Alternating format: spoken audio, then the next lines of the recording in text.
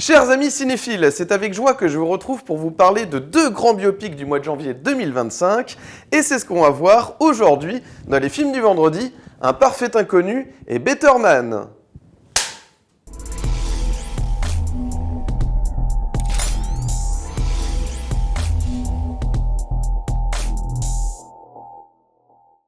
Salut à tous et bienvenue dans les films du vendredi. Aujourd'hui, j'ai le plaisir de revenir sur deux biopics, les grands biopics de ce mois de janvier 2025. Il va y avoir tout d'abord Un parfait inconnu, consacré à Bob Dylan, réalisé par James Mangold et interprété par Timothée Chalamet.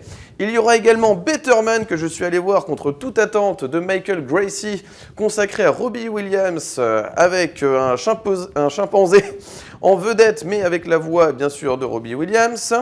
Alors, contre toute attente, oui, puisque j'avais décidé de boycotter le film. Voilà, j'avais vraiment peur que la seule idée du film, c'était de remplacer un acteur par un chimpanzé. Et je me suis dit, bon, voilà, si c'est la seule idée du film, franchement, voilà, gros coup de com', et puis c'est fini, quoi. Et puis finalement, une abonnée qui se reconnaîtra, d'ailleurs, que je remercie beaucoup, de m'avoir motivé justement à aller voir ce film, de lui donner une chance. Voilà, sinon vraiment, j'y serais pas allé, hein, je vous le dis tout de suite.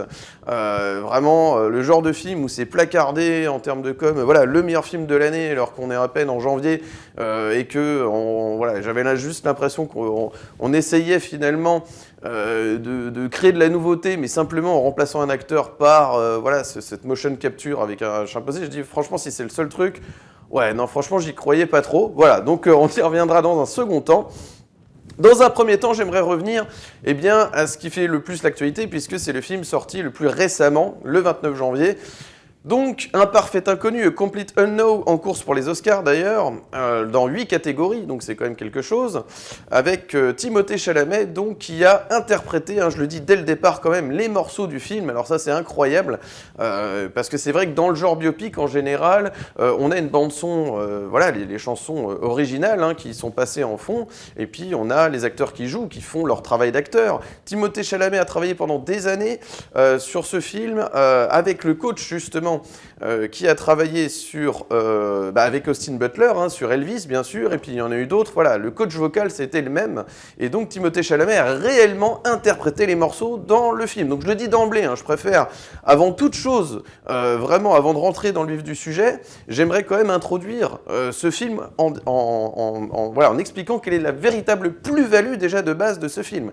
C'est que en plus du fait que Timothée Chalamet interprète les chansons du film, eh bien, il les interprète également pendant les séquences, c'est-à-dire que c'est live, ça a été des prises live en fait, hein, lors du tournage du film. Donc c'est absolument incroyable, finalement c'est filmé comme si on filmait un concert parfois, voilà, c'est ça.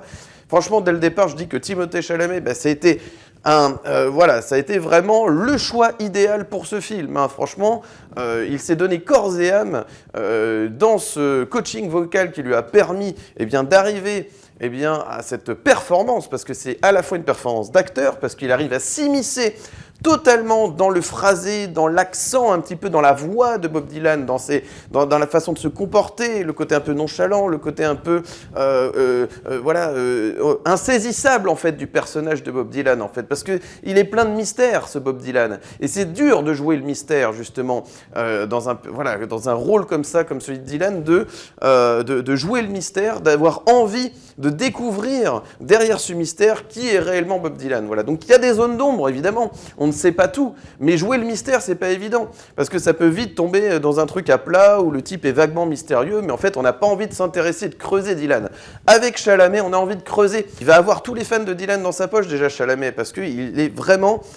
il incarne, que ce soit dans le jeu, dans les chansons, il est corps et âme dans ce personnage, voilà. Donc il l'a véritablement travaillé. C'est un rôle de composition, bien entendu, mais c'est un rôle de composition dans lequel il arrive quand même à mettre son petit grain à lui. Voilà, ce côté un peu fougueux de la jeunesse aussi, qu'on a pu retrouver dans d'autres de ses films. Les rôles secondaires aussi, parce qu'évidemment, Bob Dylan va partir de son Minnesota, arriver à New York et rencontrer tout un tas de personnalités du folk, bien sûr. Il y a Woody Guthrie sur son lit d'hôpital, cette scène magnifique où il va commencer à jouer sa fameuse chanson dédiée à Woody Guthrie sur son lit d'hôpital. Donc déjà pour les fans, c'est quelque chose de magnifique parce qu'il y a des rencontres qui sont parfois un peu improbables, un peu fantasmées bien sûr, parce que le film va s'intéresser aux rencontres spirituelles. En fait, il y a des séquences qui sont pensées spirituellement autour de Dylan, parce que évidemment, Dylan n'a pas rencontré sur le lit d'hôpital Woody Guthrie. Mais ces rencontres, c'est là où la mise en scène est intéressante, c'est là où le film essaie comme un nectar, hein, on extrait finalement ce qui a été véritablement la musique folk dans le début des années 60 en fait. C'est ça qui est très fort aussi, c'est même au-delà de Bob Dylan, c'est d'avoir compris ce que c'était que l'écosystème folk, une musique folklorique, c'est une musique du peuple, donc voilà, c'est pas une tendance, mais disons que voilà, l'époque du folk, d'avoir réussi à extraire ce nectar pour comprendre ce que c'était en termes d'engagement, de liberté, de tout ce qu'il y avait derrière, voilà, en dehors de la musique mainstream, plus commerciale, qui va être l'objet de cette vidéo aussi dans un second temps, quand on va s'intéresser à la musique pop. Hein, voilà, mais dans un premier temps, avec Un parfait inconnu qui, dans sa mise en scène, est somme toute classique, bien sûr. Il n'y a pas de grande prise de risque au niveau de la réalisation. C'est quelque chose d'assez classique dans sa manière de filmer, mais il y a un grain de l'image particulier que moi j'aime. Franchement, j'ai aimé le grain de l'image. J'ai aimé le fait qu'il fasse rencontrer des personnages qui ne se sont pas forcément rencontrés dans le même contexte, en fait. C'est là où je parle de spiritualité, c'est qu'il y a des rencontres qui vont raconter spirituellement, en fait, les rencontres musicales et artistiques entre les différentes personnalités, les différents chanteurs, Bob Dylan, Pete Seeger, Woody Guthrie, John Baez, bien sûr, avec cette romance naissante, parce que John Baez et Dylan, il va y avoir une relation tendue, mais dans la véritable version, dans la vraie vie de Dylan, il n'y a pas eu véritablement de joute verbale réelle entre Dylan et John Baez, d'après ce qu'on peut lire. Je ne suis pas expert en Bob Dylan, mais voilà, on sent que le film a pris des libertés, mais de créer des scènes de dispute, par exemple, ça permet de comprendre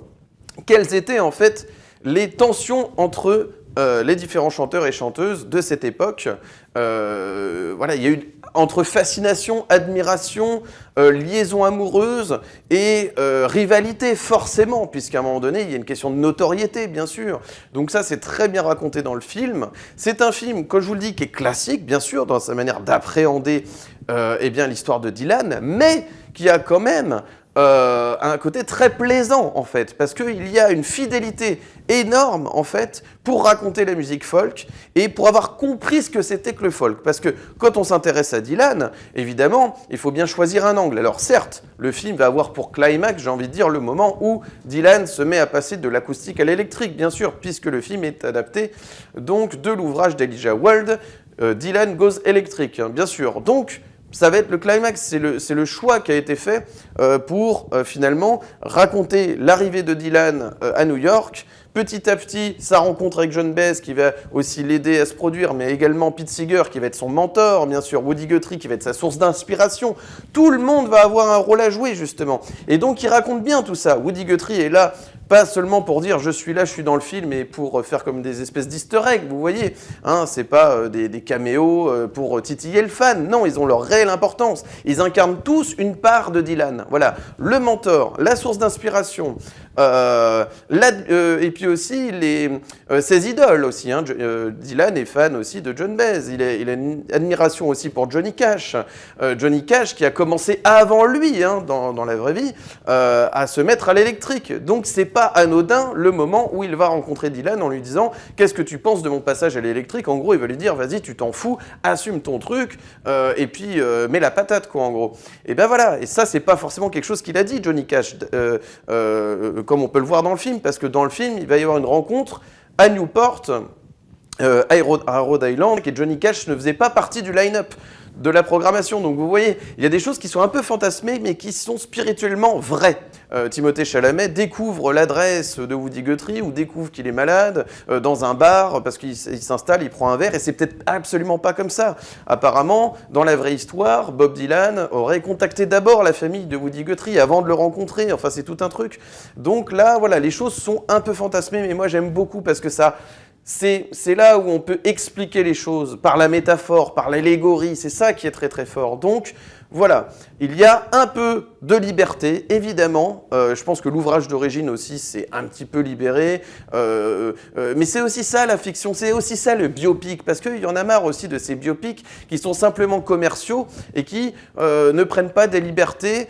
On peut prendre des libertés, mais il faut que ça ait du sens, en fait. Voilà. Et c'est pour ça que j'aime quand voilà, il y a un minimum. Alors, c'est pas une grosse prise de risque, attention, hein, parce que voilà, on a quand même. C'est un film qui est relativement accessible dans sa mise en scène. C'est quelque chose d'assez voilà, linéaire. Il n'y a pas, on casse pas, je sais pas moi, on disrupte pas, j'ai envie de dire, le genre du biopic totalement non plus. Hein. Bien sûr, il y a les codes du biopic obligés où on a l'ascension puis la chute.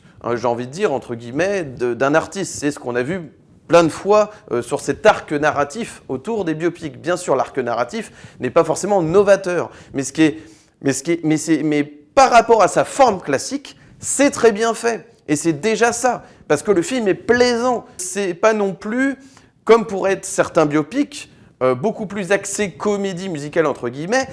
Le film ne se repose pas constamment non plus sur les chansons. Voilà, moi je trouve qu'honnêtement, les chansons arrivent au bon moment. C'est pas lourdingue parce qu'à chaque fois on vous met une chanson pour combler le vide. Non, au contraire, ça appuie des moments de la vie de Dylan. C'est très efficace d'ailleurs parce qu'en plus de ça, on a effectivement avec les sous-titres, eh bien, on replonge aussi dans ce qui a été au niveau littéraire, j'ai envie de dire un petit peu Dylan aussi, parce que ces chansons sont très bien écrites. Et en plus, le film a l'intelligence aussi de montrer, je pense, que le passage de l'acoustique à l'électrique, c'est aussi peut-être des chansons moins profondes à force, parce qu'il y a le côté star system qui va faire que Dylan va peut-être petit à petit être plus intéressé par le show, en fait, hein, donc la forme plutôt que le fond de ces textes. Donc voilà, c'est pas simplement passer de l'acoustique à l'électrique, en fait, c'est de passer carrément aussi d'un petit gars qui arrive sac à dos, avec son sac à dos dans une ville avec pas grand-chose en poche, hein, pas beaucoup de sous, et puis avec évidemment le côté où ça va devenir une véritable star, et donc après c'est plus le show qui va prendre le dessus, et donc les fans vont gueuler parce que effectivement, ce qu'on demande de Dylan, c'est d'avoir cette authenticité de ses débuts, en fait, qui se être un peu, peut-être, par la suite, eh bien, mise à mal par le côté succès, etc. Parce que je crois que c'est Columbia Records hein, qui s'intéresse à lui, qui va évidemment le faire exploser. Donc voilà, toujours est-il que c'est un beau biopic, voilà, moi je suis content que ça aille aux Oscars, je suis content qu'on s'intéresse à Dylan, il y avait quelque chose à faire. Chalamet, ça lui donne encore eh bien, une corde à son arc, je trouve que voilà, ça fera partie de ses plus grands rôles. En général, les biopics, évidemment, les acteurs foncent, ils se disent ça va me faire forcément, parce qu'ils ont toute la lumière en fait dans les biopics, hein, les acteurs, donc effectivement, acteurs ou actrices d'ailleurs. Mais c'est pas toujours très réussi, il y en a qui se sont plantés, je suis désolé, donc voilà, c'est pas forcément la place facile pour avoir sa statuette. Non. Donc voilà, moi je trouve que Chalamet, il s'est donné peut-être même plus que certaines, voilà, que d'autres encore. Vraiment, c'est époustouflant comme on y croit. Voilà. Donc j'ai pas envie d'être dithyrambique non plus, parce que, encore une fois, je reviens sur la forme classique du film. Ça va être à la fois sa force pour donner...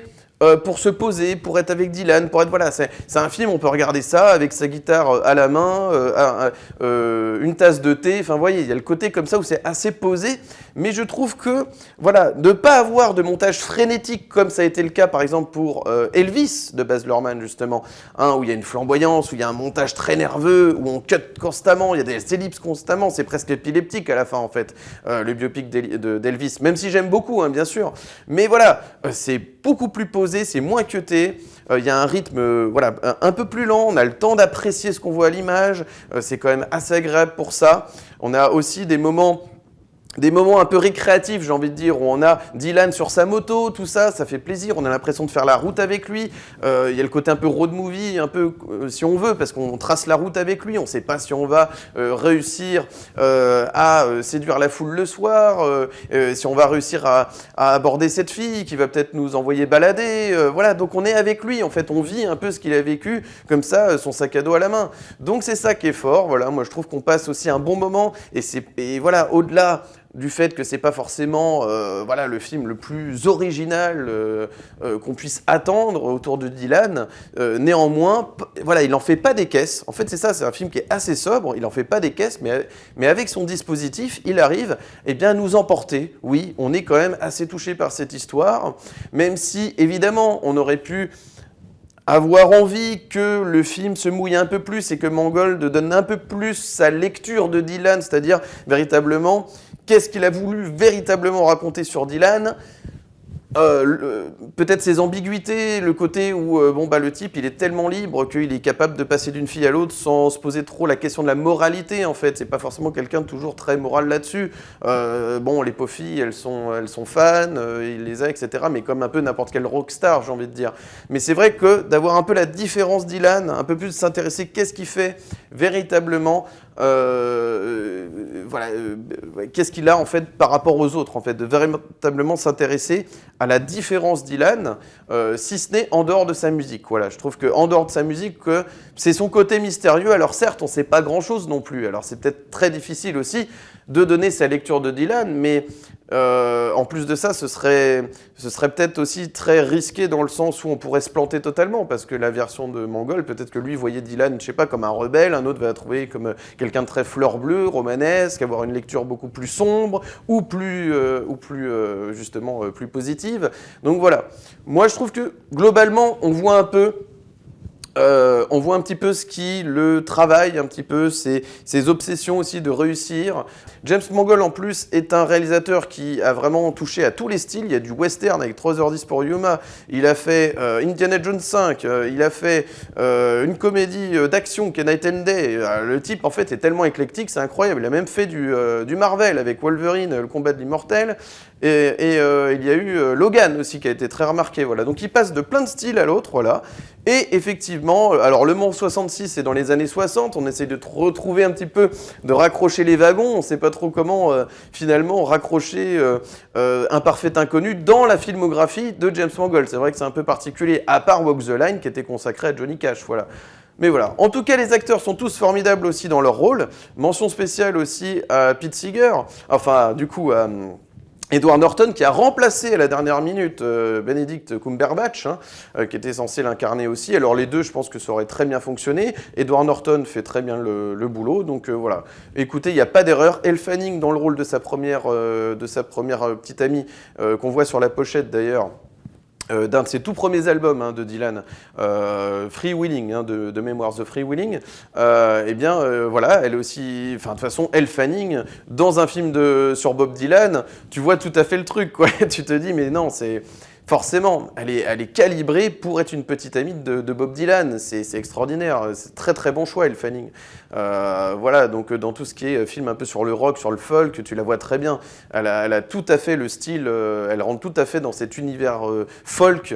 Vraiment, elle s'immisce dedans, c'est absolument parfait. Et mention spéciale surtout aussi à l'actrice qui joue Joan Baez, qui est magnétique, vraiment. Donc Monica Barbaro, vraiment, elle est magnétique. On voit une Joan Baez, c'est à la fois un film sur Dylan, mais c'est tout autant un film sur Joan Baez, en fait, ce film, sur la musique folk et sur tous les autres, vraiment. Donc Woody Guthrie, oui, Scoot McNairy, voilà, pour le citer, et Johnny Cash, interprété par Boyd Holbrook, voilà.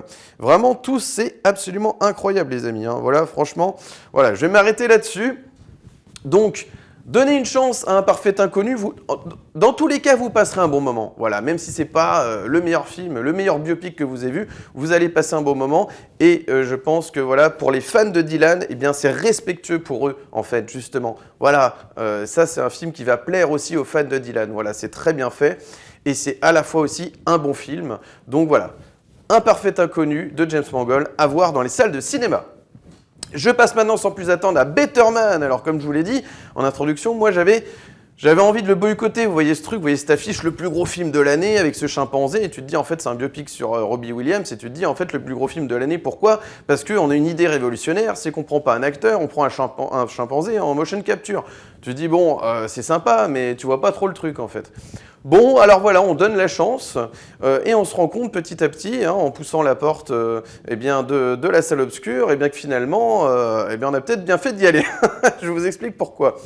Donc, déjà, je vais parler du scénario. Avant même de parler de cette histoire de chimpanzé, je vais déjà revenir sur le film en lui-même. Donc déjà, on a la voix de Robbie Williams, bien sûr, qui va interpréter donc lui-même sa propre histoire. Hein, donc c'est sa voix pendant tout le film. On a une voix off en plus qui va accompagner les moments, les séquences où il n'y a pas de dialogue, et pour nous raconter, en fait, tel un narrateur qui va nous raconter une histoire. Je vais vous raconter mon histoire complètement folle, où j'ai commencé à Manchester dans ma famille, avec ma grand-mère, avec qui je rigolais beaucoup, avec mon père, avec qui je chantais du Frank Sinatra, où je dansais devant la télévision, et je me voyais déjà, un peu comme pour citer Aznavour, en haut de l'affiche, quoi. Voilà. Donc, voilà. Donc, ce qui est intéressant, c'est dans ce film, c'est surtout la relation avec le père, je trouve d'ailleurs, dans Better Man. Donc, Robbie Williams, eh bien, va être obsédé par l'envie de se faire aimer d'un public, d'être connu, de percer en fait. Hein. Il vient de Manchester. On est dans les années fin 80, début 90, et il y a une véritable envie de percer, d'être un homme du spectacle, parce qu'en plus, son père lui explique que, en gros, si on perce pas dans le milieu artistique, on n'est pas grand-chose dans la vie. Donc, ça va lui mettre une grosse pression. Le père va réussir à être comédien, sous le nom de Peter Conray, si je me trompe pas, un truc comme ça, on n'est pas très loin. Et donc lui, forcément, grosse pression. Un jour, il va y avoir donc une audition pour intégrer un boys band. Donc, on va avoir notre ami, donc Robbie Williams, qui va se présenter à l'audition, et par un simple clin d'œil, il va être pris, c'est ça, parce que dans un premier temps, il n'est pas pris, mais il va se retourner, faire un clin d'œil pour dire que de toute façon, je vais dire aux autres de dégager, aux autres prétendants, puisque, voilà, lui, au moins, il a, on va dire, il a le petit truc en plus, quoi.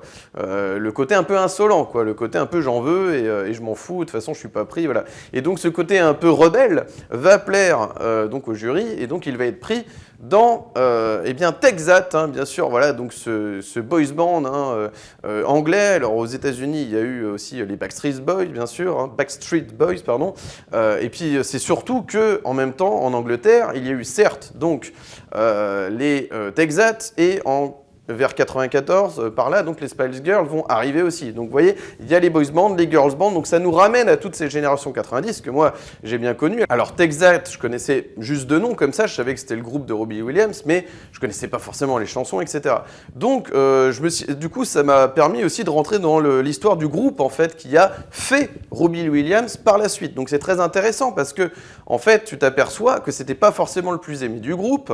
Il gesticulait un peu dans tous les sens, il essayait de se faire remarquer pour se démarquer justement, et c'est ce côté peut-être aussi où l'apparence du singe va avoir du sens en fait, parce qu'il se considérait jamais comme étant à la hauteur par rapport aux autres. Donc il fallait qu'il gesticule, il fallait qu'il se montre, il fallait qu'il fasse un peu l'imbécile, il savait plus par quel moyen eh bien, captiver l'attention du public en fait. Voilà. Et ce qui va petit à petit l'aider justement à se démarquer.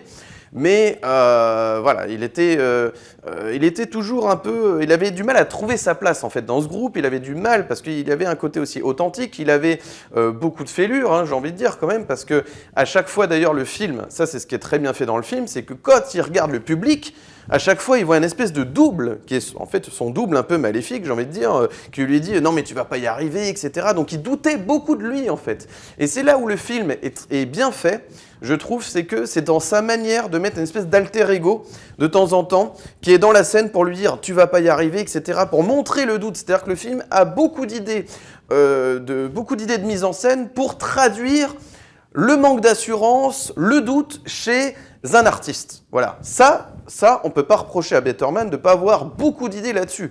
Vraiment, et d'ailleurs, ça va aller de plus en plus fort à ce niveau-là, puisqu'il va y avoir une prestation lors d'un festival où il va être complètement tétanisé, où il va se battre contre toutes les versions de lui-même à différentes époques, qui est pour moi la meilleure scène du film, une des meilleures, avec une autre aussi qui est assez touchante avec le père, parce qu'il va y avoir un règlement de compte un peu avec le père qui va être absolument magnifique, à quelques minutes d'une représentation, justement, dans un des plus gros festivals où va se produire Robbie Williams, et c'est à ce moment-là qu'il va y avoir eh bien, une bataille complètement folle, digne de la planète des singes, qui va surgir, où il va se battre avec toutes les versions de lui-même, avec tous les singes, justement, qui représentent toutes les époques. Donc, on peut pas dire quand même que le film soit pas original dans sa lecture, déjà du biopic et déjà de l'histoire de Robbie Williams. Voilà. Donc franchement, j'avoue que c'est pas simplement l'histoire du singe, mais c'est surtout eh bien, sa lecture, le film du Star System, de ce que ça engendre, parce que là on n'est pas du tout dans le folk, on est dans la pop maintenant, donc c'est une musique commerciale dans laquelle finalement les chansons importent, certes, mais surtout le côté provoque, le côté où là ça parle finalement de la pop au sens large, hein, c'est Robbie Williams, mais c'est valable pour certainement tout ce qui a fait MTV, toutes les pop stars de MTV, c'est-à-dire le choc, la provoque, les clips vidéo, se montrer. Au début, Robbie Williams, voilà, justement, explique très bien à la voix, son personnage, que en fait il faut absolument voilà, donner de sa personne, de son corps, il faut être vraiment envisageable sexuellement, hein, disons les choses en fait, c'est ça le truc. Il se produit au début, c'est que dans des boîtes gays en fait, hein, voilà, donc c'est tout le truc du corps, la danse, mettre en avant son image, sa plastique, donc tout est basé là-dessus et le film le montre très très bien justement. Alors, on pourrait dire c'est un peu curieux de la part de quelqu'un qui est fan de Sinatra, qui a besoin de profondeur, etc. Eh bien, c'est ce qui va être, dans un second temps, très bien fait. C'est que, dans un premier temps, il y a l'envie de se faire connaître, mais dans un deuxième temps, il y a, quand il va se faire jeter comme un malpropre de Texas, eh bien, la renaissance Robbie Williams, avec Angels notamment, qui va être le titre, voilà, un de ses titres forts, avec Phil aussi, enfin voilà, toutes les belles ballades aussi qu'il va, voilà, qu'il va sortir par la suite en solo. Voilà. Il y a plusieurs années, hein, il passe par des phases sombres, il est avec une fille des All Saints, hein, qui était aussi un girls band, hein, de l'époque. Il y a eu beaucoup de girls band et de boys band dans les années 90, c'était vraiment la mode, hein, il y en a eu beaucoup. Et donc on va voir aussi sa période un peu dans l'alcool, il va être un peu déboussolé, il va rencontrer aussi Oasis. Alors sa lecture par contre des Oasis, c'est intéressant, parce qu'il les montre en fait comme des types ouais, pas très sympas quoi, en gros. Et franchement, ouais, totalement dans la rivalité, totalement aussi un peu imbu de leur personne, prétentieux. C'est un peu marrant la lecture que finalement Robbie Williams a, parce que c'est peut-être un peu lui aussi, hein, il a un droit de regard sur son film, j'imagine. Sur finalement la scène rock aussi, hein, qui va être un peu titillée, bien sûr, c'est un peu taquin, mais voilà, peut-être que les Oasis étaient un petit peu comme ça, c'est possible, sachant qu'eux-mêmes se sont auto-clashés pendant des années et qu'ils reviennent que maintenant, vous voyez, hein, en 2024 ou 2025, ils sont revenus. Donc, voilà. Donc, écoutez, moi, franchement, j'ai trouvé qu'il y avait des séquences assez folles, la caméra virevolte, il y a de la flamboyance, on se croirait chez Baz Luhrmann d'ailleurs, hein, disons les choses, hein. Ça rappelle certains moments de flamboyance, peut-être même sur Gatsby ou sur Moulin Rouge ou sur voilà, il a eu toujours ce côté flamboyant et même sur Elvis, voilà. Donc effectivement, parfois le montage est un peu plus frénétique, bien sûr, hein, voilà, j'ai envie de dire de fait, par rapport évidemment à la lecture de Mangold qui est presque un antagoniste, hein, finalement, à Better Man, hein, un parfait inconnu, c'est l'antagoniste. Donc on a deux versions du biopic complètement différentes. Je pense qu'il y a peut-être beaucoup plus de risques chez Better Man parce que ça part dans tous les sens, il y a des trips, voilà, on est dans un espèce de trip sous acide parfois. On est dans une esthétique du clip vidéo qui rappelle justement ce que ça a été que le boys band sur MTV, les clips vidéo en fait de la musique pop dans les années 90, ça c'est très bien fait. On a aussi les musiques de l'époque parce qu'on voit Robbie Williams évoluer dans les clubs, etc. Donc ça montre aussi ce que c'était que les clubs à l'époque, la dance music aussi qui était très présente parce que les boys bands en fait c'est de la pop mais c'est de la dance music aussi avec tout ce que ça engendre justement sur la scène électronique justement. Donc voilà, je trouve on comprend vraiment ce que ça a été, que ces histoires de rivalité, pourquoi les boys bands, tu comprends aussi pourquoi ça dure pas énormément parce que c'est surtout des auditions pour faire décoller des jeunes en fait. Et puis derrière ils ont tous leur carrière solo. solo. C'était peut-être la même chose pour Justin Timberlake, j'en sais rien. Enfin, il y a eu voilà, beaucoup de chanteurs pop qui ont explosé. Voilà. Donc, moi, j'ai trouvé que c'était bien fait. Parfois, ce qui m'a un peu dérangé, je vais essayer de ne pas être dithyrambique parce que le film n'est pas parfait, il ne faut pas non plus exagérer. Moi, j'ai trouvé par contre dans la salle de cinéma, alors je ne sais pas peut-être que sur la version Blu-ray derrière, ça passera beaucoup mieux, je pense, en vidéo, mais c'est vrai que sur grand écran, parfois, il y a des effets visuels qui sont totalement artificiels, hein, bien sûr, il y a du CGI, il y a du fond vert ou je ne sais quoi, et parfois ça se ressent trop, notamment dans une séquence de boîte de nuit, on a un grain de l'image, mais tellement, ça limite, il y a des séquences qui sont quasi illisibles à cause de ça. Je parle surtout de certains plans, hein, bien sûr, hein, mais parfois ça dure assez longtemps et je trouve que parfois c'est assez illisible. Voilà, c'est un peu dommage. Je pense que ce sera corrigé en vidéo, je pense que ce sera un film qui fonctionnera peut-être davantage d'ailleurs en vidéo, c'est paradoxal de le dire, mais notamment pour ces séquences qui passent mal sur grand écran, malheureusement. Voilà, je trouve que c'est pas toujours bien géré ce grain entre voilà, essayer de garder une image à peu près authentique et mélanger une espèce de bouillie visuelle, effet visuel, quoi. Parfois, c'est pas toujours bien géré, malheureusement. Mais il y a quand même voilà, de belles scènes, il soigne quand même le truc, il y a quand même, malgré le fait que ce soit très artificiel, la fameuse séquence sur le bateau, il rencontre la chanteuse des All Saints.